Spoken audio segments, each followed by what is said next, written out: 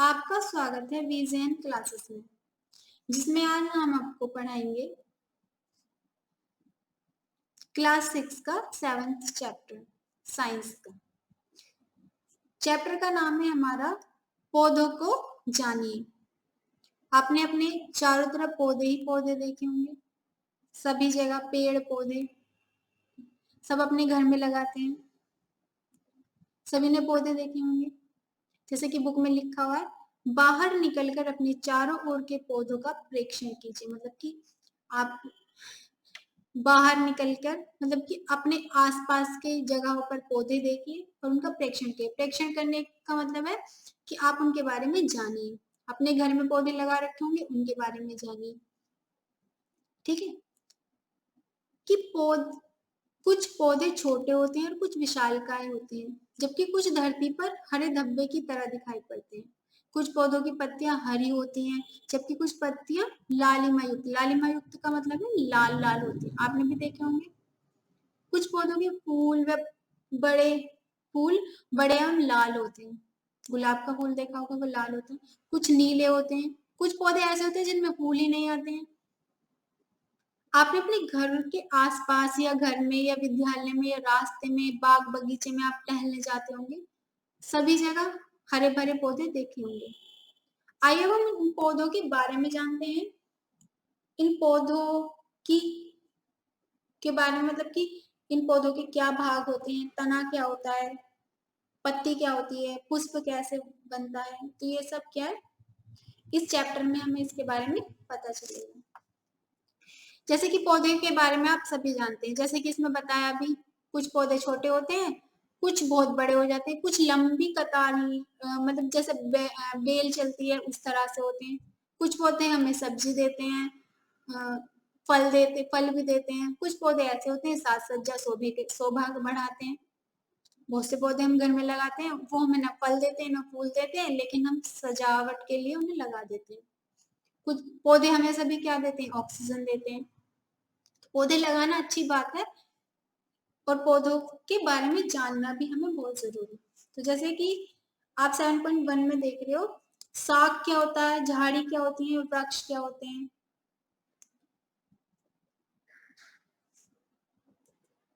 देखिए, एक आप कॉलम बनाना, उस कॉलम में आप पौधों के नाम, जैसे टमाटर है, आम है, नींबू है, कौन सा पौधा छोटा होता है, कौन सा बड़ा होता है, कौन सा बहुत लंबा होता है, इसके बारे में लिखना।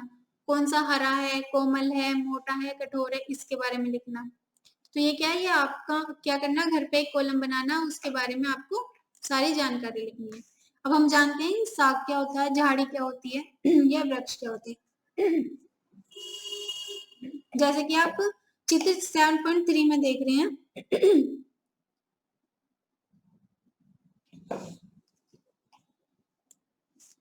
हमें यह भी जानना चाहिए कि शाखाएं भूमि के पास तने के आधार से अथवा कुछ ऊंचाई के बाद निकलती हैं। जैसे कि आपने पौधा लगाया, तो ऐसा तो नहीं होता कि पौधा लगाया और तुरंत ही वहीं से बड़ा होना शुरू हो गया। पहले एक क्या होगा, जमीन से खड़ा होगा और थोड़ी सी दूर थोड़ा सा बड़ा होने के बाद पौधा, उसके बाद उसके क्या निकलेंगी, शाखाएं निकलेंगी। अब जैसे कि 7.3 में आप देख रहे हो, जो हमारा पौधा ए है, ए क्या है, हमारा शाख है।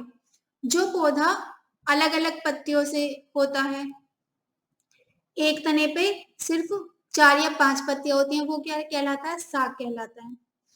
दूसरा क्या है हमारा, झाड़ी।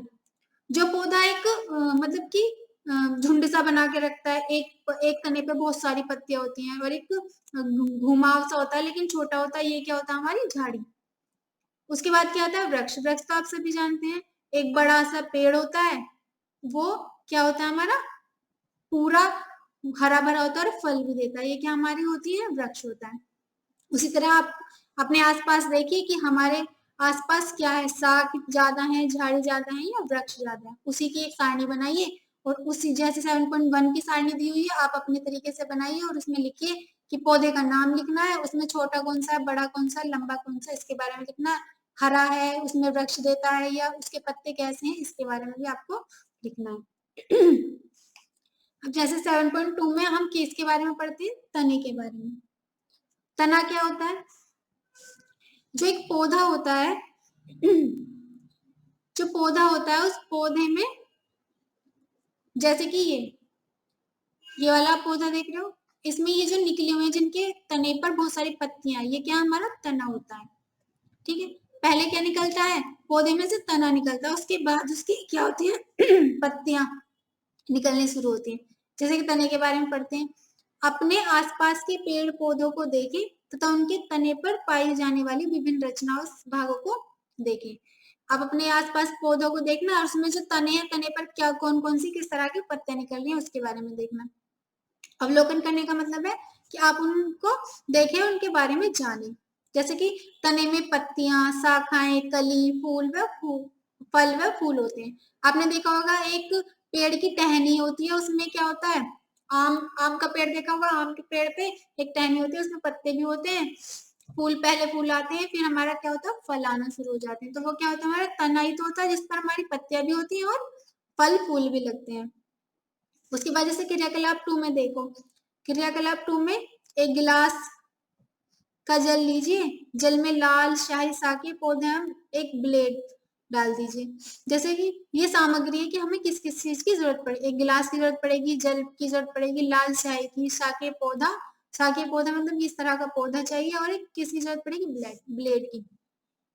अब देखते हैं क्या करते हैं, गिलास को एक तिहाई जल में भरें, मतलब कि गिलास को एक तिहाई जल से भरें, लाल जल में लाल स्याही की कुछ बूंदे डालें। ठीक है, साग के तने को गिलास पर रख दें, जैसा कि चित्र 6.6 में आप देख रहे हो। अगले दिन इन शाखाओं का अवलोकन कीजिए, मतलब कि एक दिन छोड़ने के बाद उसे अगले दिन देखिए, क्या इस साग से कुछ भाग लाल नजर आते हैं। आपने देखा कि तने में रंग ऊपर चढ़ गया, मतलब कि जो शाही हमने पानी में डाला है, जो शाही हमने पानी में डाली है, वो कहीं ना कहीं पानी की वजह से हमारे किस में चली गई, पौधे के तने में चली गई। तो क्या देखते हैं हम कि पौधा भी हमारा रेड मतलब कि लालिमा युक्त हो गया। तो अगर इसे लंबे समय तक रखा जाए तो रंग पत्तियों और सिराओं में भी आ जाएगा। अगर आप इसे लगातार कई दिन तक रखोगे तो कहीं ना कहीं जो इसकी पत्तियां होंगी वो भी कैसी हो जाएंगी, लाल हो जाएंगी। तो ये क्या है हमारा, इससे हमें पता चलता है कि जैसा हम मतलब कि जैसा हम उसमें डालेंगे जल, उसी के अकॉर्डिंग हमारा क्या होगा, ये पौधा अपना रंग बदलना शुरू कर देगा। इसी तरह जैसे तने में जल ऊपर चढ़ता है, तने के खुले सिरे को विवर्धित दृश्य, मतलब कि जैसे तना हमने जल मिट्टी में डाला और ऊपर से ही तो बढ़ता है पौधा, तो कहीं ना कहीं वो जो जल होता है वो हमारा पौधों के तनों में, पत्तियों में, सभी में पहुंच जाता है। उसके बाद आती है हमारी पत्ती। पत्ती कैसी होती है, पत्ती तो सभी ने पेड़ पौधे में देखी होगी, पत्ती हर तरह की होती है, कोई लंबी होती है, कोई छोटी होती है, सभी तरह की अलग अलग पत्तियां होती हैं। जैसे कि आप बुक में देखें, अपने आसपास के पौधों को की पत्तियों को देखकर अपनी नोटबुक में उनके चित्र बनाइए। नोटबुक में चित्र भी बना सकते हैं और छाप भी सकते हैं। देखिए यह तने से किस प्रकार जुड़ी होती है, जैसे कि यहाँ पे जुड़ी हुई है, ये तना जा रहा है, उसमें ये क्या, पत्तियां। अब पत्ती का वह भाग जिसके द्वारा वह तने से जुड़ी होती है उसे क्या बोलते हैं, हम पर्णव्रत बोलते हैं। ये जैसे कि आप चित्र 7.8 पत्र में देख रहे हो, ये क्या है हमारा पर्णव्रत। ठीक है, उसके बाद पत्ती के चपटे हरे भाग को फलक कहते हैं। ये जो होता है वो क्या हमारा फलक होता है। क्या आप अपने आसपास के पौधों की पत्तियों को, इन भागों को पहचान कर सकते हैं। अब जैसे कि मैंने बताया ये क्या होता है, पर्णव्रत होता है, ये क्या होता है, फलक होता है। तो आप अपने आसपास की पत्तियों को देखिए और उसमें बताइए कौन सा पर्णव्रत है और कौन सा क्या है, फलक है। तो इसी प्रकार का आपको क्या पता चल जाएगा, पत्ती के बारे में पता चल जाएगा। अब जैसे क्रियाकलाप 3 में एक क्या आप किस तरह से छाप सकते हैं। छापने के बहुत सारे तरीके होते हैं, जैसे कि आप एक पत्ता लें कोई भी और उसे कलर में डुबो दें और उस कलर को जहां पे आपको, जिस पेपर पे आपको छापना है उस पे छाप दें, तो क्या होगा, बिल्कुल पत्ते का बिल्कुल वही रूप आपकी कॉपी में या पेज पर छप जाएगा। एक दूसरा इसमें बुक में दिया हुआ, एक पत्ती को एक सफेद कागज अथवा अपनी कॉपी के पन्ने के नीचे रखिए, जैसे कि 7.3 में 7.9 में दर्शाए गए हैं। उसी तरीके से एक स्थान पर दबाकर पकड़ रखिए और सिर्फ पेंसिल की तिरछा पकड़िए इसकी नोक से कागज के उस भाग को जिसके नीचे पत्ती है, मतलब कि नीचे पत्ती रखनी है, उसके ऊपर पेपर रखना है और उसके ऊपर क्या करना है, हमें पेंसिल को स्क्रैच करना है, मतलब कि छापना है। तो क्या हो जाएगा, पत्ती का वही सिरा क्या आ जाएगा, उस पेपर पर छप कर आ जाएगा। तो पत्ती की इन रेखित संरचनाओं को सिरा कहते हैं। क्या आपकी पत्ती में मध्य में एक मोटी सिरा दिखाई देती है? जब आप छप जाएगी तो उसमें क्या पता चल जाएगा, इसी तरह की जैसे कि ये है तो मोटी सिरा आपको दिखाई देगा, वही भाग मतलब कि बिल्कुल वही आकार आपको पत्ती का छपा होता है। तो उससे क्या होगा हमारा, हम पत्ती के बारे में जान सकते हैं कि कौन सा पर्णवृत्त होता है, कौन सा तना होता है और कौन सा फलक होता है। उसके बाद हम देखते हैं कि अब पत्ती के बारे में हम कुछ नया, जैसे कि क्रियाकलाप 4 में दिया हुआ है। आवश्यक सामग्री कौन कौन सी चाहिए इसमें, एक पौधा चाहिए, पॉलिथीन के 2 पारदर्शी थैले तथा कुछ धागा चाहिए। अब देखते हैं पत्तियों में सीरा विन्यास जलीकर होगी, मतलब कि सीरा विन्यास जैसे कि ये मोटी है, ये इस तरह का, ये जो बनावट होता है हर पत्ती का अलग आकार होता है। हर आपने देखा होगा, हम आपके घर में अगर 10 पौधे होंगे तो 10 पौधों की अलग अलग पत्तियां होंगी, कोई छोटी होंगी कोई बड़ी होंगी, उनके बने हुए आकार भी अलग होंगे, किसी का कलर हरा होगा तो किसी का पीला, किसी का लाल, इस तरह के। तो ये क्या है हमारे सीरा विन्यास। अब जैसे कि हमने देखा पत्तियों का क्या, अब पत्ती कार्य कैसे करती है, अब हम इसके बारे में, उसके लिए हमें क्या करना चाहिए, इस क्रियाकलाप को दिन के समय करना चाहिए, रात में नहीं, जब धूप खिली हो। इस क्रियाकलाप के लिए आपको स्वस्थ भलीभांति सिंचित और धूप में रखे हुए पौधों को लेना चाहिए। किसी पौधों की पत्ती वाली शाखा को चित्रानुसार एक पॉलिथीन की थैली से ढककर धागे से बांध दीजिए। एक पौधा लीजिए, उसमें ट्रांसपेरेंट क्या लीजिए, पन्नी लीजिए, पन्नी से आपको इस पौधे को के मतलब कि ऊपरी भाग को बांधकर यहाँ से कसकर क्या कर देंगे, बांध देंगे। उसके बाद कुछ घंटे के बाद पॉलिथीन की थैली के आंतरिक पृष्ठ को ध्यानपूर्वक देखिए। अब आप क्या देखते हैं कि क्या किसी थैली के अंदर जल की बूंदें दिखाई देती हैं? किस थैली में जल की बूंदें दिखाई देती हैं? क्या आप बता सकते हैं कि ये बूंदें कहाँ से आई हैं? आप ये पहले क्रियाकलाप करके देखिए, उसके बाद आपको दिखाई देगा कि हल्की हल्की सी बूंदे पिन्नी के ऊपर क्या होगा, जल की हल्की सी भाप, जिसे हम क्या बोलेंगे, भाप बोलेंगे। ये कहाँ से आई है, ये जो हम जल देते हैं नीचे पौधे में, वो कहीं ना कहीं हमारी क्या करती है, पौधे तने और पत्तियों में पहुंच जाती है, उसी के द्वारा क्या होती है, वो भाप बनकर इस पिंडी के ऊपर आ जाएंगी। तो ये क्या हमारा, जिसे हम क्या बोलेंगे, वाष्पो उत्सर्जन क्रिया। ठीक है, इसी प्रकार यह जल, जैसे कि इसमें लिखा हुआ है, यह जल की यह बूंदे पत्ती से जल वाष्प के रूप में निकली हैं, इस क्रिया को वाष्पोत्सर्जन कहते हैं। इस प्रक्रम के द्वारा पौधों की बड़ी मात्रा में जल को वायुमंडल में छोड़ते हैं। आप इसके विषय में अध्याय 14 में पढ़े, मतलब कि ये जो ये पूरी जानकारी आपको कौन सा लेसन में मिलेगी, 14 में, मतलब कि 14 लेसन में। लेकिन आपको इसके बारे में थोड़ा सा इसी चैप्टर में बता दिया कि वाष्पोत्सर्जन क्या होता है। ठीक है, अब हम चलते हैं क्रियाकलाप 5 में। अब क्रियाकलाप 5 में क्या किया है इन्होंने क्रियाकलाप 5 में एक मतलब कि पत्ती के बारे में ही बताया, लेकिन इसमें हमें किस किस की सामग्री की आवश्यकता पड़ेगी, पत्ती की पड़ेगी, स्प्रेड की पड़ेगी, बीकर मतलब कि एक कांच का कोई भी डब्बा, या उसके बाद परख नली, बर्नर, जल प्लेट और आयोडीन। ये घर पे आपको करने की जरूरत नहीं है, क्योंकि इसमें क्या है, परख नली में एक पत्ती रखिए तथा उसमें पर्याप्त मात्रा में स्प्रेड डालें जिसमें पत्ती उसमें पूर्णतः डूबी रहे। अब इस परख नली को जल से आधे भरे बीकर में रखिए। बीकर को उस समय तक गर्म करते रहें जब तक पत्ती से हरा रंग पूर्णतः बाहर नहीं निकल जाता, मतलब कि पत्ती किस कलर की हो जाएगी, फिर निकल जाता। अब पत्ती को परख नली में सावधानी पूर्वक बाहर निकालकर जल से भलीभांति धोएं। इसे प्लेट में रखकर आयोडीन विलेय की कुछ बूंदे डालें। आयोडीन विलेय मतलब कि नमक से घुली हुई कुछ बूंदे डालें। अब आप क्या देखते हैं कि अपने प्रेक्षण की तुलना अध्याय 2 में खाद्य पदार्थों में विभिन्न प्रेषकों की उपस्थिति का परीक्षण के समय किए गए प्रेक्षण से कीजिए। क्या इसका अर्थ है कि पत्ती में मंड है, मंड का मतलब है जैसे कच्चे आलू को आप रख देते हैं तो और उसमें उसे काट कर अगर रख दोगे तो वो काला पड़ जाएगा, तो क्या है उसमें मांड है। तो इसी प्रकार अगर आप पत्ती, जैसे कि इसमें दिया हुआ है ये एक बीकर है, इसमें क्या है स्प्रिट है, स्प्रिट में क्या डाली हमने पत्ती डाल दी, पत्ती का कलर किस में निकाल लिया हमने इस स्प्रिट के द्वारा, इस पत्ती को अलग कर दिया।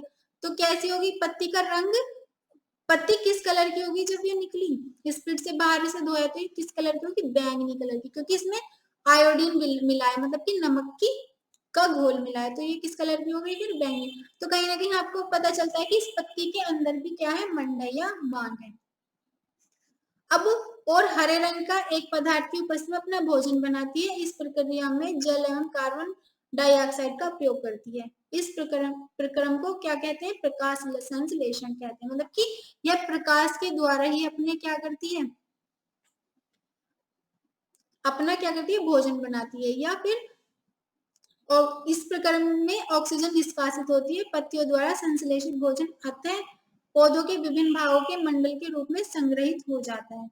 तो ये क्या है, हमें पता चलता है कि पत्ती के अंदर भी क्या होता है, कहीं ना कहीं मांड होता है, और ये भोजन अपना कहाँ से बनाती है, पौधे अपना भोजन कहाँ से बनाते हैं, जल, मृदा और प्रकाश से। तो ये क्या है, मतलब इससे हमें पता चलता है कि कहीं ना कहीं पौधों के अंदर भी या पत्तियों के अंदर भी मांड होता है, मंड होता है। इसमें दिया हुआ है कि क्योंकि इस क्रियाकलाप में स्पिरिट को गर्म करना होता है, तो अध्यापक को कक्षा में यह प्रयोग स्वयं करके दिया है, मतलब बच्चे इस प्रयोग को ना करें। अब आते हैं हम नीचे जल नहीं, जड़ क्या होती है, सभी ने देखा होगा जब पौधे हैं तो कहीं ना कहीं वो जड़ से ही निकलते हैं, ठीक है। जैसे कि 7.3 में वो 13 में देख रहे हो आप कि ये एक बच्चा छोटा सा किसे दे रहा है, जल, मतलब कि पौधों को पानी दे रहा है, कहाँ दे रहा है, तनों को दे रहा है या जड़ को दे रहा है। और ये जो लड़की है वो कहाँ दे रही है, जड़ को दे रही है, तनों को। ये जो लड़का है ये तो पौधों की तनों को दे रहा है, मतलब कि जो शाखाएं निकल रही है उन्हें दे रहा है, लेकिन ये लड़की कहाँ दे रही है, जड़ को दे रही है। अगर हम किसी जड़ को पौधे को पानी देते हैं तो कहीं ना कहीं वो शाखा तक अपने आप पहुंच जाता है, लेकिन क्या आपने देखा है कि आपने किसी पत्ती या तने को पानी दे दिया वो उल्टा जड़ तक पहुंच जाएगा, नहीं। तो कहीं ना कहीं हमें पौधों को पानी कहाँ देना चाहिए, जड़ को देना चाहिए। जैसे कि हम देखते हैं कि पौधों का कौन सा भाग मिट्टी के अंदर होता है, जड़ होती है या तने होते हैं, आप बताओ, जड़ होती है, ठीक है। आइए इन क्रियाकलाप के द्वारा पौधों के इस भाग के बारे में भी अधिक जानकारी प्राप्त करें। अब हमने सब पत्ती क्या होती है, तना क्या होता है, पौधे क्या होते हैं, वृक्ष क्या होती है, शाख क्या होती है, झाड़ी क्या होती है, ये वन के बारे में जान लिया, लेकिन अब जिनसे ये पौधे उत्पादित होते हैं या जिनके द्वारा ये पौधे खड़े होते हैं उसके उसके बारे में भी तो जानना जरूरी है। जिस पौधे की जड़ बिल्कुल कमजोर होगी वह पौधा टिक नहीं पाएगा, खड़ा नहीं हो पाएगा। जिस पौधे के बारे में, मतलब जिस पौधे की जड़ मजबूत होगी वही क्या होगा, टिक पाएगा, लंबे समय तक रहेगा। तो आगे चलते हैं, जैसे कि आवश्यक क्रियाकलाप 6 में देखिए, आवश्यक सामग्री क्या होंगी इसके, 2 गमले, ठीक है, कुछ मिट्टी, खुरपी, ब्लेड, कैंची, जल, ठीक। देखते हैं, बगीचे में किसी खरपतवार के एक जैसे 2 पौधे सावधानी से उखाड़िए, ठीक है। ध्यान रहे कि उनकी जड़ों को कोई क्षति न हो, बिल्कुल आसानी से निकालना है, जड़ बिल्कुल खराब नहीं होनी चाहिए। पौधों को एक गमले में मिट्टी डालकर लगा दीजिए, दूसरे पौधों को जड़ी को काट दीजिए। अब इसे दूसरे गमले में लगा दी, मतलब कि एक पौधा लिया आपने वो तो जड़ के सहित ही लगा दिया, और दूसरा पौधा हमने क्या जड़ उसकी हटा दी और उसे बिना जड़ के लगाया। तो क्या देखेंगे हम, अब खुद ही बताओ क्या देखेंगे। अब दोनों पौधों को नियमित रूप से जल दिया गया, ठीक है, परंतु एक जड़ नहीं थी, एक पौधे में जड़ नहीं लगाई। अब क्या इस क्रियाकलाप से जड़ का महत्वपूर्ण कार्य के विषय में जान पाते हैं, नहीं। ये एक अन्य कार्य जानने के लिए आइए और एक क्रियाकलाप करें। अब चलो, अब आपने क्या इसके बारे में जाना, नहीं, हमने देखा कि ये, आप खुद ही बताओ कि अगर हमने जड़ वाला पौधा लगाया है, जाहिर सी बात है यही पनपेगा या यही बड़ा होगा, लेकिन जिसकी जड़ ही नहीं होगी वो क्या तो खड़ा होगा, वो ऐसे का ऐसे ही रहेगा, कहीं ना कहीं जाकर सूख जाएगा, ये क्या होगा, बड़ा होता चला जाएगा। तो क्या है, फिर भी चले दूसरा देखते हैं, आवश्यक सामग्री क्या होगी इसकी, मक्का और चने के बीज, रुई, कटोरी तथा जल। 2 कटोरी लीजिए, इनमें भीगी हुई रुई रखिए। एक कटोरी में चने के 3-4 बीज और दूसरे में मक्का के दाने रख दीजिए। जल डालकर रुई को हमेशा नम रखिए जब तक कि बीज अंकुरित होकर निबोधित न हो जाए, जैसे कि ये। ठीक है। 1 सप्ताह बाद उन्हें खींचकर रुई से बाहर निकालने का प्रयास कीजिए। क्या निबोधित सरलता से रुई से बाहर खींचाता है? आप खुद करके देखिए।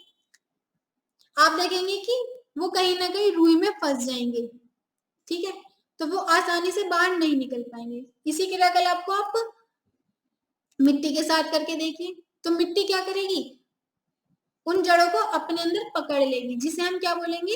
इन्हें मिट्टी के पौधे का इस तरह कहा जाता है। मतलब कि मिट्टी से फिर आप आसानी से उस पौधे को नहीं निकाल पाएंगे। तो ये क्या होगा हमारा?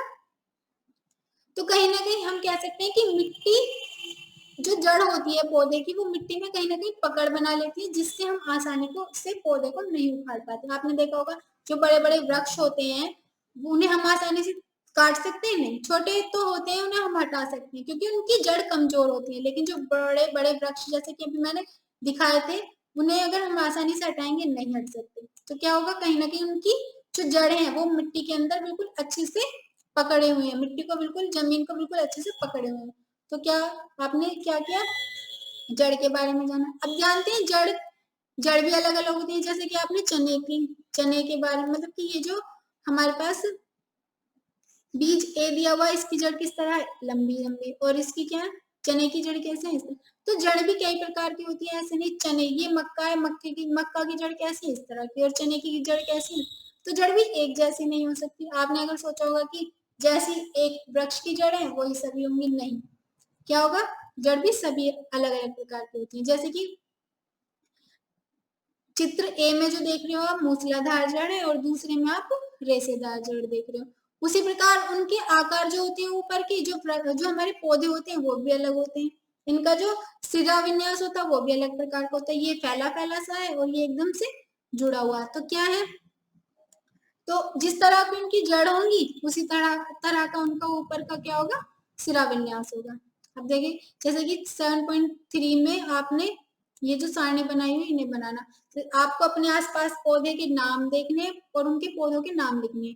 उनका ऊपर का सिरा विन्यास कैसा फैला हुआ है या एकजुट है वो लिखना, और जड़ के उनकी प्रकार कैसी है वो भी लिखना है। मूसलाधार है, रेशेदार है, ये सब क्या हमारी, ये आपको क्या करना है? सारणी बना के आपको पता लगाना है, तभी आप इसके बारे में जान पाओगे। उसके बाद क्या आता है? हम आते हैं पुष्प के अंदर। पुष्प क्या है? सभी पौधे देखते हैं। अब पौधे हैं तो कहीं ना कहीं फूल भी, फूलों के लिए पौधे। आपने गुलाब का फूल देखा होगा, सभी ने देखा होगा। जैसे कि गुलाब के पौधे 3 आ रहे, मतलब कि ABC 3 चित्र दिए हुए। ठीक है, 3 चित्र दिए हुए। अब जो ए है सिर्फ वो डंडी है, इसमें कोई ना तो पत्ती है ना ही पुष्प है। बी में जो है सिर्फ क्या है? पत्तियों सहित शाखा, मतलब कि जो शाखा भी है, पत्तियां भी हैं। लेकिन सी में क्या? फूल दिए हुए। ठीक है, अब क्या देखते हैं आप? जैसे कि 7.1 में पुष्प को रंगने के लिए आपने किस रंग का प्रयोग किया? क्या सभी पुष्प रंग बिरंगे होते हैं? क्या आपने घास, गेहूं, मक्का, आम अथवा अमरूद के पुष्प भी देखे हैं? क्या वे चटकीले हैं? नहीं। ठीक है, इसमें 7.1 जो पुष्प के बारे में बताया गया 7.19 में, कि पहले क्या होती है? डंडी होती है, उसके बाद उसके पास उसमें पत्तियां आती हैं, तने होते हैं, उसके बाद उसमें क्या आते हैं? पुष्प। अब पुष्प के बारे में जानते हैं। पुष्प में क्या क्या होता है? जैसे कि आप 7.20 में देख रहे हो, पुष्प में क्या होता है? बाह्यदल होता है और पंखुड़ियां होती हैं। पंखुड़ियां जैसे कि ये सब फैली फैली, और ये क्या है हमारा? इसका बाह्यदल। बाह्यदल में से बाहर का सिरा। तो जैसे कि इसमें दिया हुआ है, खिले हुए पुष्प का प्रमुख भाग कौन सा होता है? यह पुष्प की पंखुड़ियां हैं। विभिन्न पुष्पों की पंखुड़ियां अलग अलग रंग की होती हैं। हाँ, आपने अलग अलग देखा होगा। जैसे कि आपने देखा होगा गुलाब भी कितने प्रकार के होते हैं, कोई लाल होता है, सफेद भी होता है, गुलाबी सा भी होता है। ठीक है, सबके कलर अलग अलग होते हैं। लेकिन इनकी कहीं ना कहीं पंखुड़ियां एक जैसी होती हैं, लेकिन अलग अलग पुष्पों की अलग अलग पंखुड़ियां भी होती है। जैसे कि आपने कनेर का पौधा देखा हो तो वो लंबा सा होता है, उसकी पंखुड़ियां बिल्कुल अलग होती हैं। सब पौधों की पंखुड़ियां क्या होती है, अलग होती है। जैसे कि आप इस पौधे को देख लो, ठीक है, इसका कहीं ना कहीं क्या होता है, घंटा घंटाकार पुष्प क्या होता है, घंटी की तरह होती है ये, इस तरह से। ये तो जैसे ये तो बिल्कुल गोल होता है, फूला हुआ, बिल्कुल फूल की मतलब कि बिल्कुल देखने में सुंदर। ये इसकी आकृति क्या किस तरह की बनी हुई है, इसकी आकृति बनी है बिल्कुल जैसे घंटी घंटी होती है ना बजाने वाली, उसके आकार की। तो ये क्या है हमारा अलग अलग प्रकार के पुष्प। जिस तरह पत्तियां अलग अलग होती हैं पौधों की, उसी प्रकार हर पौधे पर अलग अलग पुष्प होते हैं।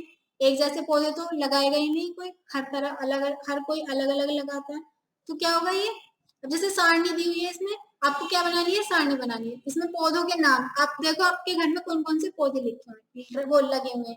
उसके बाद इनका बाहादल कैसा है, उनका रंग कैसा है, पंखुड़ियां कैसी हैं, बाहादल से जुड़े अथवा स्वतंत्र हैं या कुछ है मतलब पृथक हैं, पृथक मीन्स अलग अलग हैं। तो ये सब क्या है आपको बताना है। अब जैसे इस पौधे के बारे में आप देखो, इसमें बहुत से पौधे ऐसे होते हैं, जैसे ये घंटादार होता है, इसके अंदर जो होती है ना पराग की तरह होती है, बीज बीज से होते हैं। इन्हें क्या बोलते हैं, ये जो हमारी लंबी लंबी सी ये जो जा रही है, ये क्या है, पुंकेसर। उसके बाद जो ऊपर लगे हुए हैं इन्हें क्या बोलेंगे हम, परागकोश। ये जो नीचे इसकी फैली हुई पत्तियां हैं ग्रीन कलर की जो होती है, इससे इन्हें क्या बोलेंगे, स्त्री केसर। तो हर पौधे का अलग अलग नाम भी होता है, अलग अलग हर पुष्प का अलग अलग नाम होता है, अलग अलग उसकी आकृति होती है, और उसके अंदर पाए जाने वाले भी अलग अलग मतलब नामों से लिया जाता है। जैसे कि आपने गुलाब के पौधे में देखा, दो थी, ये बाहादल है और ये पंखुड़ियां। उसके बाद ये घंटाकार पुष्प जो है, उसके बारे में अगर हम देखें तो ये क्या है, पुंकेसर है, और ये क्या पराग है, और ये स्त्री केसर है। तो सबके बारे में आप जानिए और अपनी एक सारणी बनाइए, उसमें लिखिए।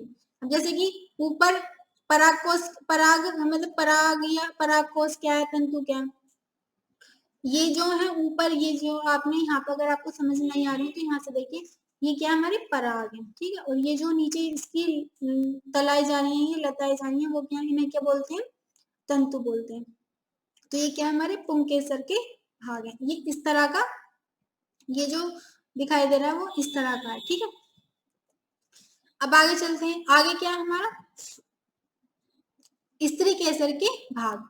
अब जो हमने ये जो स्त्री केसर यहाँ पे जो देखा ना, ये क्या है, इसे हम किस तरह से देख सकते हैं। जैसे कि आप देख रहे हो, आप एक कोई ऐसा घंटाकार पुष्प लीजिए, उसमें से ये इसका पुष्प हटा दीजिए, और ये क्या देखोगे आप, इसे क्या बोलेंगे हम, व्रतिकाग्र। दूसरे को क्या बोलेंगे, व्रतिका। ये क्या हमारा अंडाशय। अब अंडाशय को लीजिए और इसे यहाँ से काटिए, ठीक है, ब्लेड से काट दीजिए। अब ब्लेड से काटने के बाद आप देखोगे कि कहीं ना कहीं जब ये ब्लेड से काटोगे तो इसमें एक बीजांड मतलब कि बीज दिखाई देंगे आपको, ठीक है। इन्हें क्या बोलेंगे हम, बीजांड, ठीक, क्या बोलेंगे, बीजांड। उसके बाद ये क्या है, आवर्धक लेंस की सहायता से अंडाशय की आंतरिक रचना का अध्ययन कीजिए। मतलब कि आपको ये आसानी से दिखाई नहीं देंगे, एक लेंस लीजिए, उसको देखिए, क्या आपको अंडाशय की छोटी छोटी गोल संरचनाएं दिखाई देती हैं, जैसे कि ये, ठीक है। इन्हें क्या बोलते हैं, बीजांड। अंडाशयों के आंतरिक भाग को अपनी नोटबुक में चित्र बनाइए। ये आप देखिए और उसे क्या कीजिए, नोटबुक में चित्र बनाकर देखिए। तो आपने आज क्या सीखा कि पौधे क्या होते हैं, वृक्ष क्या होती हैं, शाखाएं, लताएं या पुष्प क्या होते हैं, उनके बारे में जाना। पुष्प सभी अलग अलग होते हैं, उसी प्रकार पौधे भी अलग अलग होते हैं। तो कहीं ना कहीं आपको जो सारणी दी गई है उनके बारे में जानिए, और उनकी सभी अलग अलग सारणी बनाइए। जैसे कि पुष्पों के बारे में सारणी बनाइए, जड़ के बारे में बनाइए, और एक कौन कौन से पौधे होते हैं, छोटे होते हैं या बड़े होते हैं, उसके बारे में बताइए, ठीक है। तो कहीं ना कहीं आपको हमारी वीडियो अच्छी लगी होगी, यदि अच्छी लगी है तो लाइक और सब्सक्राइब करना ना भूलें। धन्यवाद।